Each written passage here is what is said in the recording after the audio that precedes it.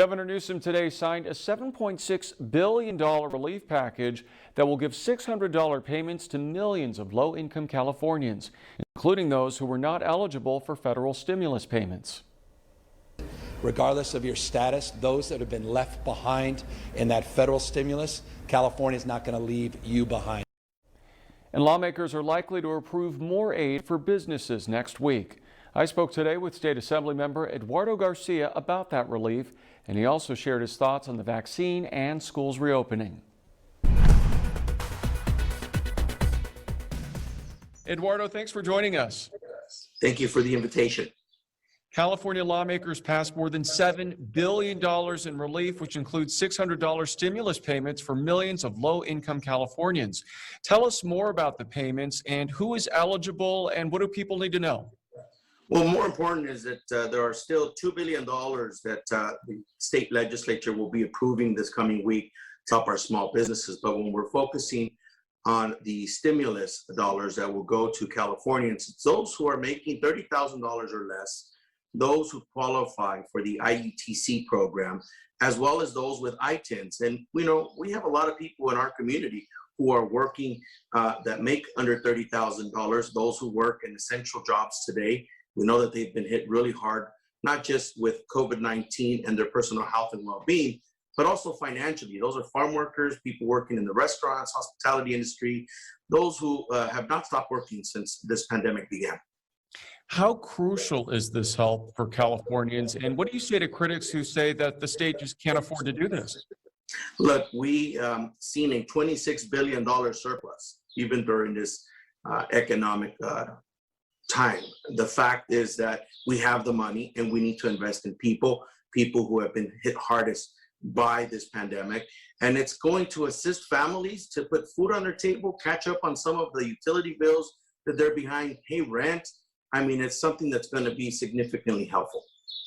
A major item that was not included in the proposal is the school reopening plan that lawmakers had initially agreed on, but Governor Newsom had publicly stated he could not support the plan, saying that it did not go far enough or fast enough. Where do you stand on school reopening? Are you more aligned with the governor for faster reopenings or more with the teachers' unions to assure more safety? We want safety. I have a 6-year-old that I can't wait that she returns back to school. It's been a challenge, to say the least. But we also want to make sure that she and all the other children in our region and the state go back to a safe environment. I think the fact that we've set aside a handful of vaccines specifically for our educators will allow us to move quicker. And I'm very optimistic that we will get to a resolution and ultimately get our schools open and our educators safely in the classroom along with our children. I'm curious, would you like to see the state give more firm deadlines to districts to reopen schools, or should we remain trustful of local districts to reopen when they feel ready? I think it's all going to be predicated on the circumstances locally.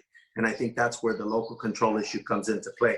But look, working in a coordinated fashion with our public health directors at the county and at the state level, I think that we're going to come up with a resolution and we'll see our children and our teachers back in the classroom very soon.